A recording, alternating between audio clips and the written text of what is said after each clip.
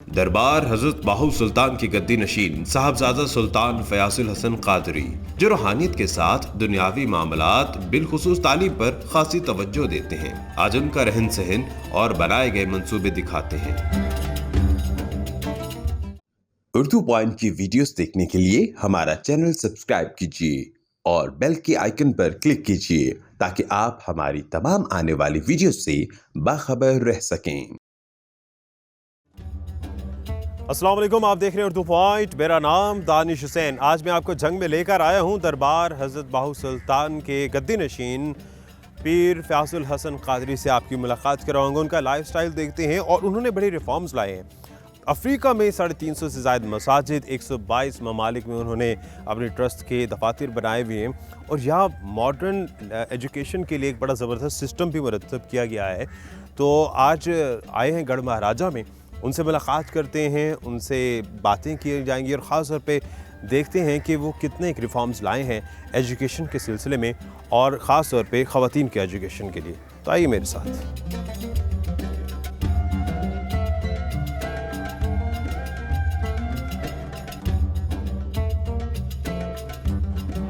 السلام علیکم۔ السلام علیکم۔ فیاض الحسن صاحب، کیسے مزاج؟ الحمدللہ۔ صحت ٹھیک ہے آپ کی؟ آپ ٹھیک ہیں؟ جی الحمدللہ، بڑی خوشی ہوئی آپ سے ملاقات۔ تھینک یو سو مچ۔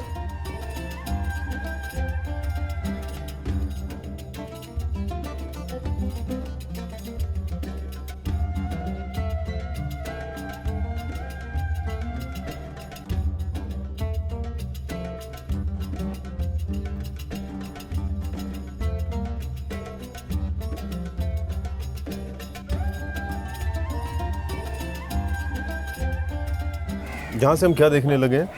یہ ہمارا جو شعبہ خواتین ہیں، اچھا، جو ہماری بچیاں، ان کو ہاسٹل فیسلٹی، ان کا یہ ہاسٹل تیار ہو رہا ہے۔ یہ ہاسٹل بنا ہوا ہے؟ جی جی، ابھی تیار ہو رہا ہے، لیکن جو تیار ہے وہ بھی آپ کو دکھاتے ہیں۔ یہ ٹرسٹ کے تحت ہی ساری چیزیں بن یہ رہی ہیں؟ حضرت سلطان باہو ٹرسٹ ہی اس کا مین اس کا فنڈ کہاں سے آتا ہے؟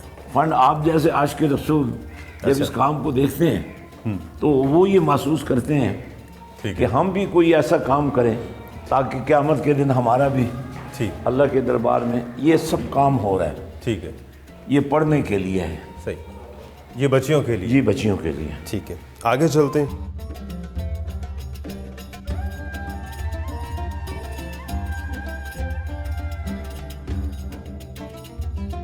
یہ فیاض الحسن صاحب، یہ کون سی جگہ ہے؟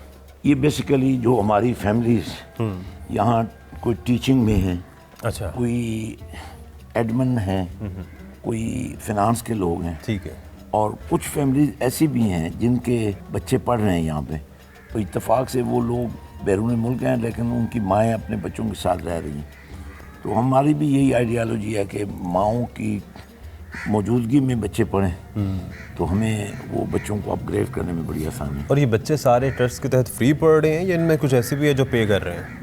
یہ تو اتفاق سے بہت سارے لوگ جو ہے نا اسپانسرڈ ہیں، اور اسکول میں اور کالج میں کچھ بچے ایسے ہیں جو یہاں رہتے نہیں ہیں، وہ آتے جاتے ہیں، ان کی فیسیں ہیں۔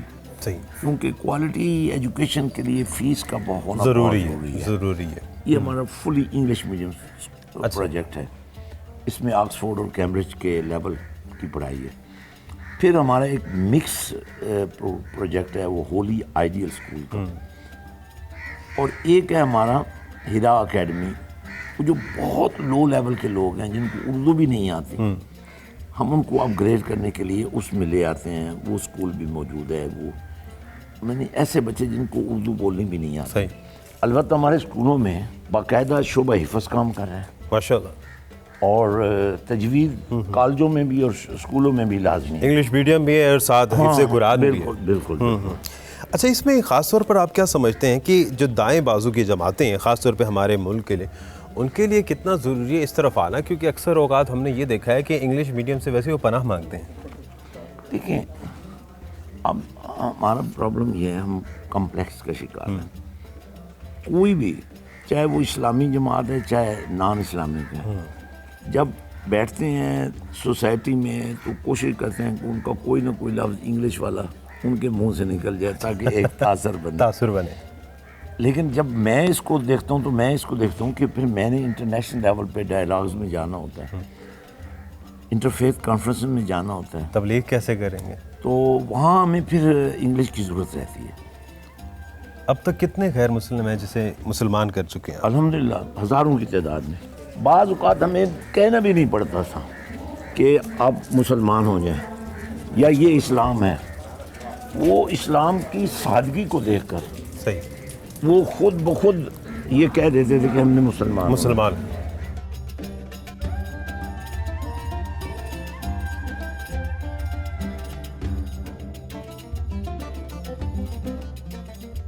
یہ ہمارا یونیورسٹی اچھا. جو بی ایس کے ہمارے کورسز ہیں اور ماسٹرز کے ہیں، وہ بچیاں جو ہاسٹلائز ہیں ان کے لیے ہم نے یہ ہاسٹل. تعلیمی سٹینڈرڈ کیا سمجھ رہے ہیں آپ کا مقابلہ ان سکولوں سے یا ان کالجز سے ہیں جو بڑے بڑے نام ہیں؟ پاکستان کے ایجوکیشن سسٹم کے مطابق آپ کیا سمجھتے ہیں؟ ظاہر ہے آپ تو ویژنری ہیں، یورپ امریکہ بھی گئے ہیں آپ، یہ اصل تو بات کیا لیول سمجھ رہے ہیں آپ اس کا؟ بات یہ ہے وہاں چونکہ مستقل طور پر کوشش کی جاتی ہے بچوں کو پروفیشنل بنانے کی، اور یہ بہت بڑا کام ہے. میں جتنے پرائیویٹ سیکٹر ہے نا، میں اس کو اپنا کمپیٹیٹر نہیں سمجھتا ہوں، صحیح، بلکہ میں سمجھتا ہوں کہ انہوں نے ہمیں بنیاد فراہم کی ہے. یہ جو پرائیویٹ سیکٹر ہے، اسکولز ہیں، کالجز ہیں، شاید وہ آپس میں مختلف برانچ جو ہیں ایک دوسرے کو سمجھتے ہوں، لیکن میں نہیں سمجھتا ہوں. بلکہ میری آفر یہ ہوتی ہے کہ وہاں بھی اگر کوئی اسلامائزیشن کا کام ہو سکتا ہو تو وی کین ڈو اٹ. ہم اس کی بھی سپورٹ کرتے ہیں، اور بہت سارے اسکولز ہمارے ساتھ ایفیلیٹ ہوئے ہیں. کیا مدرسہ ریفارمز پر آپ یقین رکھتے ہیں جو ہمارے ملک میں آج کل بات بھی ہو رہی ہے؟ دیکھیں جی، جو ٹپیکل مدرسے ہیں نا، اور جو وہاں پرانی قدیم طرز کی پٹائیاں، سختیاں، ڈانٹ ڈپٹ، وہ تو اسکولوں میں بھی ہوتی تھی. ہاں ظاہر ہے ہوتی تھی. ہم نے بھی وہ دور دیکھا ہے، ہم بھی ٹاٹ اسکولوں پر پڑھے ہیں، لیکن شفقت بھی بہت ہوتی تھی. آج کنوکیشن بھی ہے غالباً، آپ کا آوازیں بھی آ رہی ہیں. جی ہاں، یہ ماشاءاللہ ہمارا جو یہاں بی ایس کا اور ماسٹرز کا ڈگری ایوارڈنگ آج پروگرام ہے. اچھا، ماشاءاللہ. جی ہاں. یہ مشن حسینی کیا ہے؟ ایجوکیشن سسٹم کی تو ہم نے بات کر لی ہے، آپ ایک اور مشن بھی لے کے چل رہے ہیں، مسجد بھی تعمیر کروائی ہے، اور بھی میں دیکھ رہا ہوں کالج، اور یہ پوری منی اسٹیٹ سی لگ رہی ہے. یہ مشن حسینی ہے کیا؟ جی ہاں، اصل میں آپ نے یہ حدیث تو سنی ہوگی نا، اللہ کے پاک نبی صلی اللہ علیہ وسلم نے فرمایا الحسین منی و انا من الحسین. بالکل. یہ بڑی عجیب بات لگتی ہے جب آپ ترجمہ کرتے ہیں نا کہ حسین مجھ سے ہے. ہر باپ، ہر دادا، ہر نانا یہ کہہ سکتا ہے کہ یہ بیٹا مجھ سے ہے، لیکن حضور نے فرمایا کہ وَأَنَا مِنَ الْحُسَيْن، میں حسین سے ہوں. تو یہ جو فرمان نبوی ہے نا، یہ اسی کی یہ شکل ہے مشن حسین. کیونکہ مشن حسین کے دو بنیادی اصول جو مجھے سمجھ آئے، شاید اس سے بھی زیادہ لوگوں نے سمجھا ہو. وہ آقا حسین نے سر سجدے میں کٹایا تھا، اور کٹے ہوئے سر نے نیزے کی انی پہ چڑھ کے بھی قرآن ہی پڑھا تھا. بالکل. یہی وہ دو اصول آپ کو اسکول میں نظر آئیں گے، کالج میں نظر آئیں گے، یونیورسٹی میں نظر آئیں گے، مسجد میں نظر آئیں گے. پہلے پھر آپ کا کالج دیکھتے ہیں، ہاسٹل تو ہم نے دیکھ لیا، اس کے بعد مسجد حسین بھی دیکھتے ہیں. بالکل. آئیں.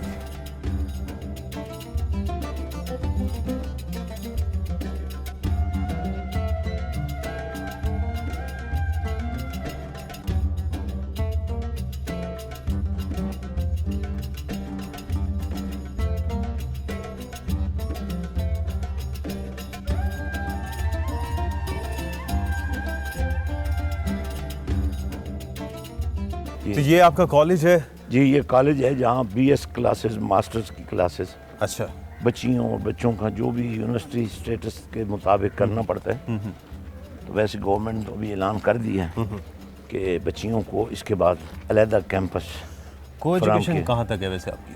ہمارے ہاں تو یہ جو بی ایس کورسز ہیں نا اور ماسٹرز اسی میں ہے. کو ایجوکیشن ہے یا وہ یونیورسٹی کی مجبوری ہے، مجبوری ہے. جی. اس کو ہمیں لے کے چلنا پڑتا ہے. باقی ہمارا 5th تک ہمارا اسکول بچے بچیاں اکٹھے پڑھتے ہیں. اسٹینڈرڈ 6 سے لے کر FA/FSC تک بچوں کا علیحدہ ہے، ٹھیک، بچیوں کا علیحدہ ہے. اور یہ تعلیمی ادارے جتنے بھی بنے ہوئے ہیں اس ٹرسٹ کے تحت، یہ پروفٹ اورینٹیڈ ہے؟ प्रॉफिट आता है इसमें? इसमें है। तो कितना प्रॉफिट जनरेट होता है और प्रॉफिट का क्या किया जाता है? जी हाँ, हमारे पास डोनर्स भी हैं, हमारे पास फी से भी प्रॉफिट आता है, वो सारा हम बैतुल माल में जमा कर देते हैं। और मेरा ख्याल है कि जो जितने भी बच्चे बच्चियाँ गरीब हैं और यतीम हैं, वो उससे फिर स्पॉन्सर्स कर दिए जाते हैं। और ये मैं 3 से 4 मिलियन हमारी स्पॉन्सरशिप है। रिसेंटमेंट की 3 से 4 मिलियन 3 से स्पॉन्सरशिप हमने स्पॉन्सरशिप आप लोगों ने दी है स्टूडेंट्स को, जो काबिल बच्चे होंगे या जो नीडी होंगे। तो इसका मतलब है वो तो ऑलरेडी उसमें शामिल, तो इसका मतलब है इस सारे सर्कल को एक्सपेंड भी किया जा रहा है, बढ़ाया जा रहा है। हम मज़ीद बढ़ा रहे हैं।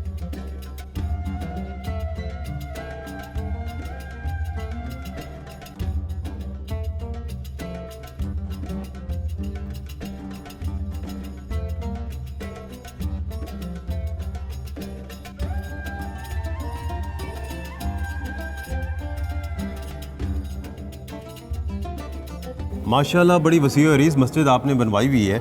अमूमी तौर पर देहातों में इतनी बड़ी मसाजिद का रिवाज होता नहीं है। बिल्कुल यही लोग मुझे कहते थे। अच्छा, एक मरहले पर मैंने भी आकर अपने आप को समझाने की कोशिश की कि इतनी बड़ी मस्जिद की क्या ज़रूरत है।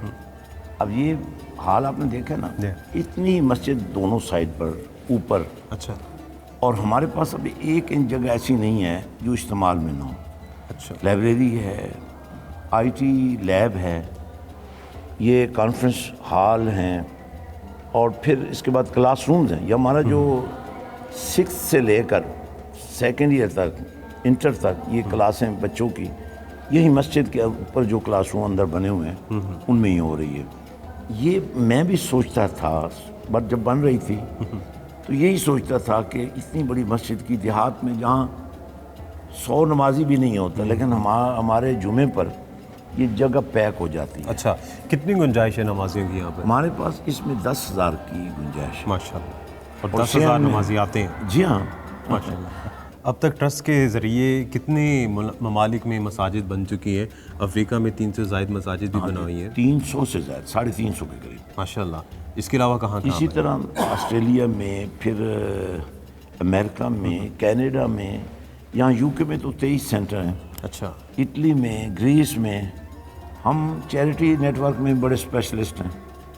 और यमन में, इराक में, सीरिया में, बांग्लादेश में, इंडिया में, बर्मा में, जहाँ भी कहीं ज़रूरत पड़ी है हम पहुँचे हैं। और वहाँ सिर्फ हमने डिज़ास्टर के लिए नहीं काम किया, बल्कि वहाँ हमने एजुकेशनल नेटवर्क कायम किया।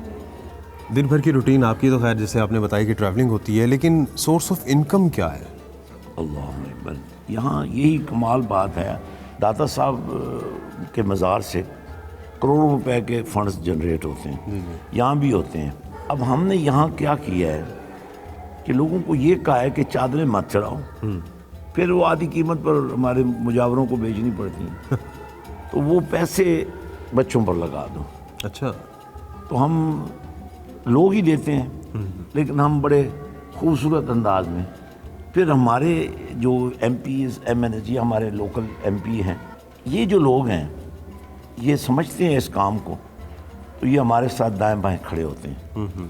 अच्छा पीर साहब, चूँकि अमूमी तौर पर हमने ये देखा है कि कई लोगों को डर होता है कि जी उनके गांव वाले अगर ज़्यादा पढ़ गए या मुरीदैन ज़्यादा पढ़ गए तो वो तो हमारे हाथ से निकल जाएंगे। आप क्यों नहीं डरते? हाँ, यहाँ यही था। अच्छा, अभी भी कुछ लोगों में ये कॉन्सेप्ट है लेकिन हमने इसको मॉडरेट कर दिया। आपने MPA के साहब की तरफ देखा है? चूँकि इनके जो MNA वो मेरे कज़न हैं। अच्छा, वो बहुत अच्छे इंसान हैं। अच्छा, आज उनको आना था, किसी वजह से नहीं आ सके। तो यहाँ चूँकि ये हमारा जो डिस्ट्रिक्ट झंग है, पीरी मुरीदी के हवाले से भी, और लैंडलॉर्ड्स जो हैं वो बड़े बड़े हैं, तो उनका कंट्रोल है। तो मैंने इसलिए इनकी तरफ देखा, इन्होंने भी नीचे से ऊपर आकर ये जगह बनाई है, और हम भी किसी से उलझते नहीं। आमतौर पर होता ही है, उलझते हैं लोग, हम उलझते नहीं। हम उनको कहते हैं यार तुम अपना काम करो, ज़ाहिर है उनको भी हमारी सपोर्ट की ज़रूरत होती है, इसलिए वो भी हमें तंग नहीं करते, हमारे साथ खड़े हैं। यानी मुझे बड़ा फ़ख्र है कि हज़रत सुल्तान बहू की औलाद के जो 20-30 घराने हैं وہ سارے میری پشت پر کھڑے ہیں، میرے دائیں بائیں کھڑے ہیں، مجھ سے بھی زیادہ بڑھ کر یہاں تحریکیں اور تنظیمیں کام کر رہی ہیں. تو مجھے بڑی خوشی ہوتی ہے جب مجھے کہا جاتا ہے فلاں نے یہ کیا، میں خوش ہوتا ہوں یار میں نے پہلا درخت تو میں نے لگایا تھا، اب اس کا سایہ قائم ہو گیا، تو یہ بہت اچھی بات ہے. بہت شکریہ پیر صاحب آپ کا. آپ کو بھی بہت شکریہ. Thank you. Thanks very much for coming and having time with us انشاءاللہ. بہت شکریہ.